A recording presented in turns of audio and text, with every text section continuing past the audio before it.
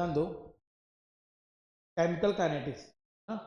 Chemical kinetics में आपको ये समझना है केमिकल काइनेटिक्स होता क्या है, इसको समझो। हर एक टॉपिक जो है ध्यान से आप क्लियर करोगे तो समझ में भी अच्छे से आएगा।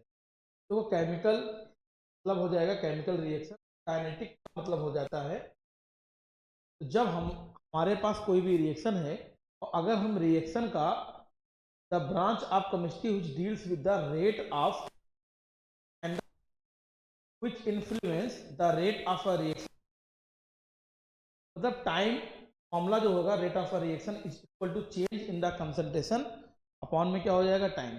आप इसको बोल सकते हो, टाइम को ले लो rate, the rate of change in the concentration is called a rate of a reaction.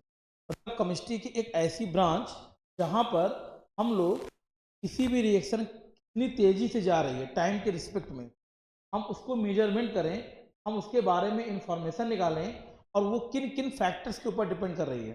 कहने का मतलब हो गया किन किन फैक्टर्स के ऊपर डिपेंड करने का मतलब हुआ हम उसका रेट कब कब चेंज करा सकते हैं, उनके बारे में जो इंफॉर्मेशन प्रोवाइड होती है वो आपका केमिकल काइनेटिक्स को मिल जाता है। अब केमिकल काइनेटिक्स में एक टॉपिक आता है रेट ऑफ अ रिएक्शन। तो रेट ऑफ अ रिएक्शन क्या हो जाएगा, किसी भी रिएक्शन के लिए है the rate of change in concentration, time के रिस्पेक्ट में, मतलब टाइम को ध्यान देते हुए आपने अगर कंसंट्रेशन में जो चेंज कराया है वो हमारा रेट ऑफ अ रिएक्शन हो। आगे देखिए और समझ में आपको आएगा। सपोज करिए कि हमारे पास एक छोटा सा क्वेश्चन ले लिया गया है, यहाँ आपको लिखा गया N2O5 4 NO2+O2। अब आपसे बोला गया रेट, तो रेट जो हमारे पास है रेट इज इक्वल टू कैसे होगा, जो चीजें हमने आपको बताया था रिएक्टेंट, एक बताया था प्रोडक्ट। रिएक्टेंट जो भी होगा ये देखिए इनको हम बोलते हैं, जो ये कांस्टेंट होते हैं ना, इन हम बोलते हैं स्टियोमेट्रिक कोफिशिएंट। ये हमारे पास आ जाएगा -1/2 डी, यहाँ आपको मिल जाएगा N2O5, कहीं कहीं पर डेल्टा लिखा गया, बात वही है, कोई दिक्कत नहीं है, डी डेल्टा सब एक ही चीज है। यहाँ क्या होगा +4 लिखा गया है, ये आपका अपॉन में आ जाएगा डी एंड NO2, यहाँ पर आपका मिल जाएगा dt। फिर ऐसे ही यहाँ देखो आप, यहाँ पर आ जाएगा DO2 में आ जाएगा dt। ये अलग अलग हमारे पास कॉन्सेप्ट या वैल्यूज हमारे पास। कहने का मतलब हो गया जो चीजें आपको लेफ्ट हैंड साइड में मिलेंगी हमेशा उनको नेगेटिव में लिखना है, जो चीजें राइट हैंड साइड में होंगी वो आपको पॉजिटिव में लिखना है, कोएफिशिएंट कोई है तो वो हमेशा अपॉन में आ जाएगा। जैसे इसको अगर हम लेकर चलें,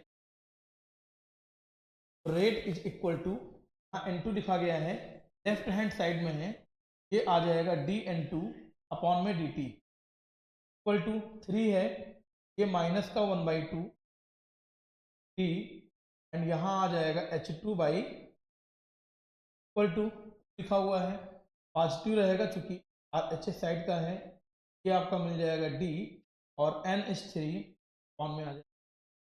ये हमारा एक सिंपल हो गया रेट एक्सप्रेशन हो गया किसी भी रिएक्शन का। पैटर्न आसान है, पैटर्न में आपने देखा है, सिर्फ एक ही चीज आपको समझने वाली है क्या, कि जो चीजें हमारे पास रिएक्टेंट में लिखी गई हैं वो हमेशा माइनस में रहेंगी, जो भी चीजें हमारे पास प्रोडक्ट साइड में लिखी गई वो हमेशा प्लस में। ही आप इनको भी खुद कर सकते हो, कोई दिक्कत नहीं है। यहाँ से अगर आप देखें rate is equal to -DH2 upon में d equal to DI2/dt plus 1/2 DHI/dt। अगर आपने ध्यान दिया है तो अच्छे से समझ में आ जाएगा। कुछ ये तुम्हारे पास एक नॉर्मल है रेट एक्सप्रेशन कैसे आया।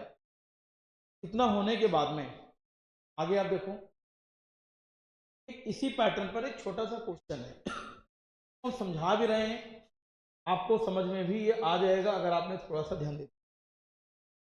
फॉर द रिएक्शन, ये रिएक्शन लिखी गई है, अब आपसे कहा गया रेट ऑफ अ रिएक्शन, आपको यहां से मिल गया है अमोनिया गिर गया। सबसे पहला काम तो ये है कि हम इसका तो रेट एक्सप्रेशन निकालने के लिए हम क्या करते हैं कि rate is equal two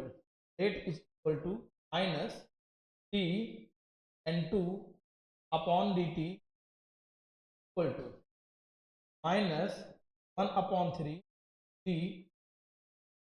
by d t H2 by d t equal to plus 1/2 d NH3 on में डी। ये हमने इसको इस फॉर्म में लिख दिया। आप डी या डेल्टा दोनों में कोई भी आप चॉइस, जैसे अभी अगर देखा जाए तो हमको यहाँ से मिल क्या रहा है डेल NH3/dt, तब इसकी वैल्यू आपको यहाँ से प्रोवाइड की, मैं यहाँ प्लस का किया 1/2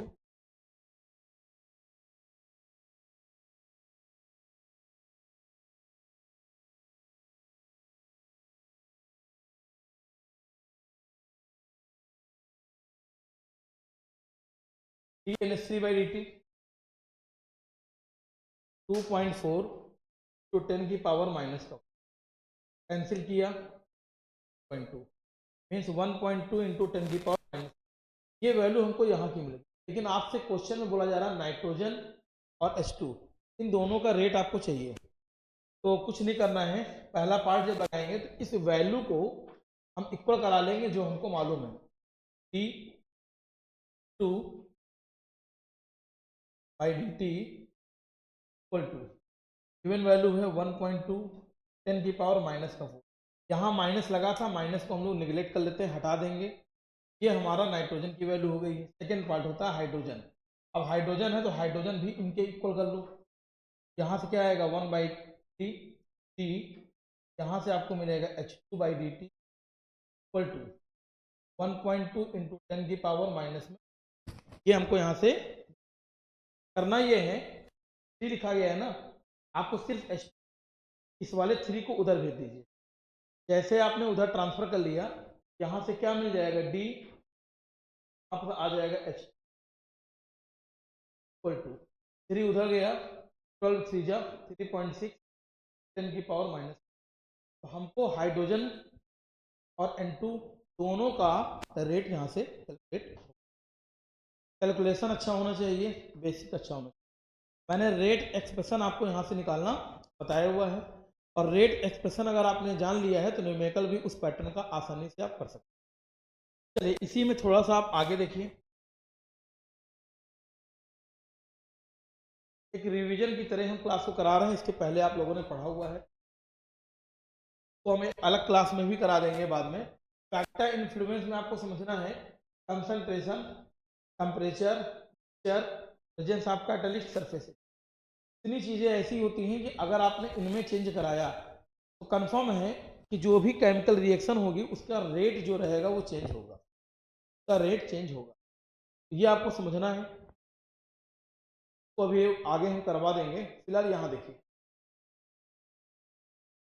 ये टॉपिक आपका क्लास 11th का है। क्लास 11th में लॉ ऑफ मास एक्शन को पढ़ते हो। At a given temperature the rate of chemical reaction is directly proportional to the product of the molar concentration. कहने का मतलब ये हो गया, जो भी हमारे पास लॉ ऑफ मास एक्शन है इनके अकॉर्डिंग क्या रहेगा, आपने अगर कभी भी रेट निकाला, ये आपके पास K हो जाएगा। यहाँ देखिए जो भी रिएक्टेंट है A है, यहाँ B हो सकता है, आगे यहाँ C हो तो हम C भी लिख देंगे। अगर B के बगल में कुछ लिखा गया है तो वो उसकी पावर में आ जाएगा। ऐसा लॉ ऑफ मास एक्शन में आपको बताया गया है। यहाँ पर K रेट कांस्टेंट को डिनोट कर रहा है, और जो हमारे पास के रेट कांस्टेंट है इसी को हम लोग बोलते हैं वेलोसिटी कांस्टेंट। दोनों नाम है, रेट कांस्टेंट, वेलोसिटी कांस्टेंट, दोनों आपके हो जाएंगे। ये आपने 11th में पढ़ा, ज़्यादा इसको एक्सप्लेन करने की भी जरूरत नहीं। चलिए आगे देखिए, काफी इंपॉर्टेंट है, अच्छे से समझाऊंगा तो समझिएगा। देखिए सबसे पहला आपसे कहा गया ऑर्डर क्या है। टॉपिक काफी इंपॉर्टेंट भी रहेगा, पेपर में पूछा भी गया है। ऑर्डर होता क्या है, the sum of the power to which the concentration term are raised in the rate law equation to the express the observe rate of a reaction. मतलब अगर हमारे पास सपोज करिए ये कोई रिएक्शन लिखी गई है और इस रिएक्शन का ये रेट लिखा गया, पर लिखने का ढंग इसमें टाइपिंग में कुछ गलत है। देख लो, पी जो रहेगा आपका ये पावर में आएगा, पी यहाँ पावर में आ जाएगा। तो ये जो लिखा होता है ना, आपको सपोज करिए रेट लॉ पेपर में दे दिया, आपसे बोला जा रहा है ऑर्डर निकालना है, कुछ नहीं करना है, सिर्फ ध्यान देना है जो पावर है उनको हम सम कर लेंगे। तो जो भी हमारा सम आएगा, जो ऐड करने के बाद आएगा, वो हमारा ऑर्डर ऑफ रिएक्शन। तो यहाँ क्या है, पी क्यू आर है, मैंने इन तीनों को ऐड कर लिया, ये हमारा ऑर्डर हो जाएगा। आगे देखिए, इनको देखिए यहाँ से थोड़ा सा समझिएगा जो हम आपको बताने जा रहे हैं। देखिए सबसे पहला तो ये, कोई क्वेश्चन आपका दे दिया गया है, रेट दिया गया है, यहाँ पर आपका के लिख दिया गया है, पावर में है ए, अब बी।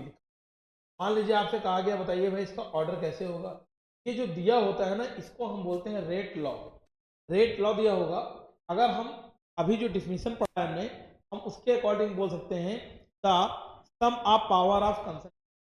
ये कंसंट्रेशन, चूंकि जो ब्रैकेट लगा होता है, इस ब्रैकेट का मतलब होता है concentration. Sum of power of concentration, power को हमने ऐड करी, यहाँ कोई पावर है नहीं, मैंने 1/2 को 1 में ऐड कर लिया, ये हमारा आ गया 3। ये हमारा ऑर्डर। आजकल जो न्यूमेरिकल बनते हैं उसमें एक पार्ट आपको दे ही दिया जाता है, रेट लिखा गया है, ए लिखा हुआ है, ए है यहाँ पर 3/2 लिख दिया गया है, बी लिखा हुआ है, और सपोज करिए हम माइनस का 1/2। हमने कहा इसका ऑर्डर क्या होगा, कुछ नहीं करना है, सिर्फ पावर को आप ऐड कर लो। पावर को ऐड करोगे, 2 तो डिनोमिनेटर में है, इक्वल रहेगा, 3 में 1 जाएगा, 2 आ गया, आंसर आ जाएगा 1। सिर्फ क्या करना है, कोई भी क्वेश्चन अगर हमारे पास है जहां पर ऐसा दे दिया गया, रेट लॉ दिया गया है, सिर्फ ऑर्डर निकालने के लिए उनकी पावर को देखिए, पावर को डायरेक्टली जो भी साइन लगा है उसके साथ में उसको ऐड कर लीजिए, वही आपका फाइनली आंसर हो जाता है। देखिए ऐसा एक दो क्वेश्चन में यहाँ पर होंगे, लेकिन उससे पहले इन्होंने जो यहाँ पर दिया है इसको थोड़ा सा समझिए।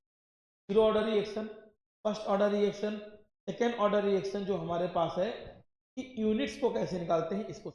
तो एक तो फंडामेंटल फॉर्मूला दिया है, मैं क्या करता हूं, आपको ये भी मैं कैलकुलेशन बता दे रहा हूं तो आपको समझ में आ जाए, ध्यान दीजिएगा, थोड़ा सा क्लियर होगा। जैसे मन लगा कर समझिएगा, ये मान लीजिए रेट है, ये के हो गया, यहाँ ए है।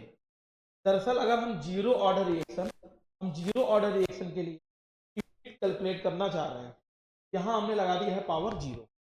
अब पावर 0 लगा दिया, हमको के की वैल्यू निकालनी है, तो यूनिट निकालने के लिए यूनिट ऑफ के कैसे मेजरमेंट किया जाएगा। देखो रेट जो होता है, मैंने अभी थोड़ी देर पहले टॉपिक में मैंने आपको यही बताया, dx upon dt, dx by dt।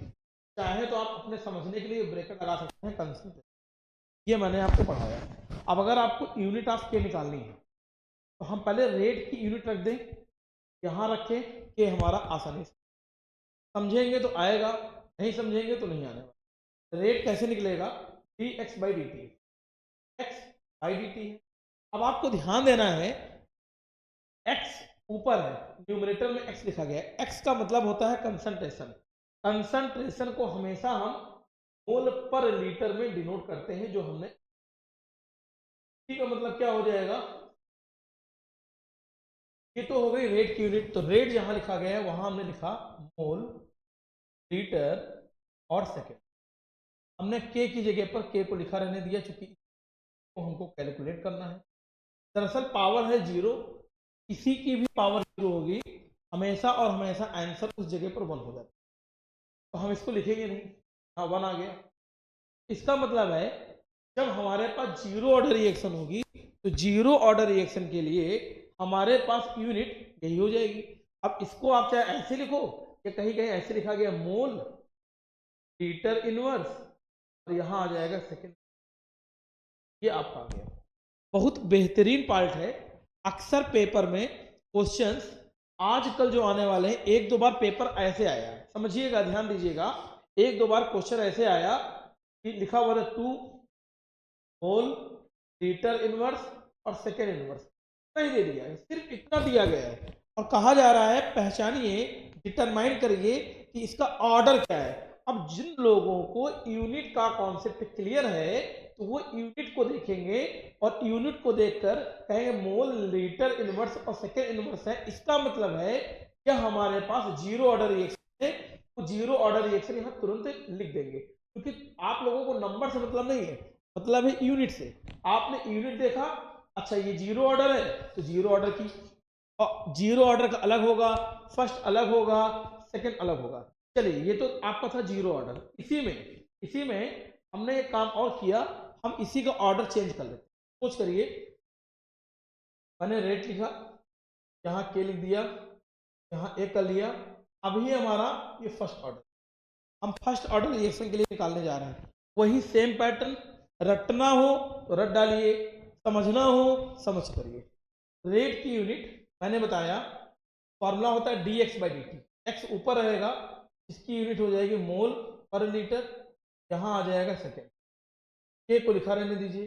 जो ब्रैकेट लगा है इसका मतलब होता है कंसंट्रेशन, और कंसंट्रेशन की यूनिट मोल पर लीटर होती है, ये मैंने आपको बताया हुआ है। पावर वन है तो वन मतलब ऐसा है नहीं, वन लगा रहेगा।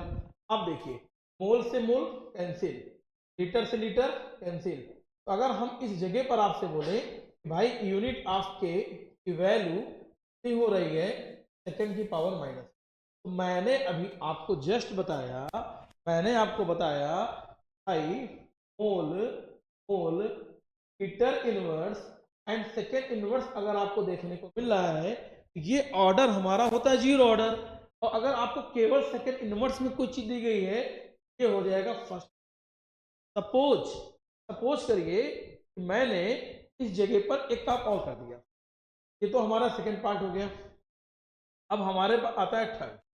थर्ड है, हम ले लेते हैं इसी का रेट इज इक्वल टू, यहाँ के कर लिया है पर सेकेंड ऑर्डर, सेकेंड ऑर्डर का पूछा। जैसे पेपर में जनरली जो पूछा जाएगा जीरो ऑर्डर या फर्स्ट ऑर्डर ही आएगा। अब फिर से वही पैटर्न कॉमन है, रटना नहीं है, पैटर्न कॉमन है। रेट की वैल्यू हमने लिखा unit mole litre and second, ये एज इट इज है, इसकी यूनिट निकालनी है। ये जो रहेगा वो आपको मालूम है मोल और लीटर रहेगा। दरअसल भैया इसका स्क्वायर है, स्क्वायर है तो ये भी स्क्वायर में ही आ जाएगा।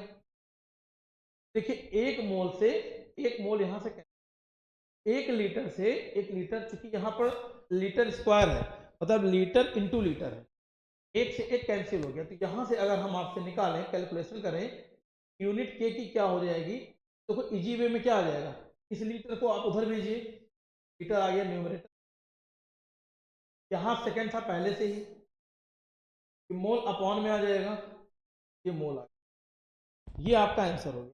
आप चाहें तो चेंज कर सकते हैं, कैसे, लीटर को पड़ा रहने दीजिए, मोल इनवर्स। अब देखिए बेनिफिट क्या मिला, ये यूनिट हो गई है जीरो ऑर्डर के लिए, ये फर्स्ट, ये सेकेंड। अगर आपको सिर्फ यूनिट तैयार है, वैल्यू कुछ भी दी गई हो, आप क्वेश्चन को इजी वे में कर सकते हैं। ये तो वो हो गया है कि आपको यूनिट नहीं याद है और पेपर में इंस्टेंट कोई क्वेश्चन आया, आपको कैसे यूनिट का कैलकुलेशन करना होगा वो हमने बताया। आइए देखिए, एक हमारा फॉर्मूला रहेगा, ये देखिए इस फॉर्मूले में क्या बेनिफिट है, जैसे ही लिखा हुआ है, और इन्होंने इसको एक पैटर्न बना दिया है याद करने का। आप यहां से भी वैल्यूज लिख सकते हैं, जैसे देखिए मोल है, लीटर इनवर्स, पावर में आपका दे दिया गया है 1 माइनस एन। सपोज करिए अगर हमारे पास ऑर्डर, अगर हमारे पास जो ऑर्डर है वो अगर मान लीजिए जीरो ऑर्डर हो गया, तो अगर यहाँ जीरो ऑर्डर है तो जहाँ एन है वहाँ जीरो कर लीजिए, अगर फर्स्ट ऑर्डर है तो फर्स्ट रखिए, अगर सेकेंड है सेकेंड। आप इस फॉर्मूले को याद कर भी कर सकते हो, हम आपको सजेस्ट करेंगे इसलिए कि आप रट डालिए, एक अलग चीज़ है, लेकिन जितना आसानी से आप निकाल सकते हैं तो हमको नहीं लग रहा है कोई दिक्कत यहाँ पर होनी चाहिए। चलिए आगे देखिए, जैसे ये आपका है रेट कांस्टेंट है, ये रेट कांस्टेंट है गैसेस फेज के लिए है। एटीएम पावर में रहेगा 1 माइनस एन, एन की पावर माइनस, जहाँ एन क्या है ऑर्डर, जीरो ऑर्डर है, एन की वैल्यू को जीरो रख लो। अगर फर्स्ट है फर्स्ट रखोगे, अगर सेकेंड है सेकेंड, ये आपका आ गया।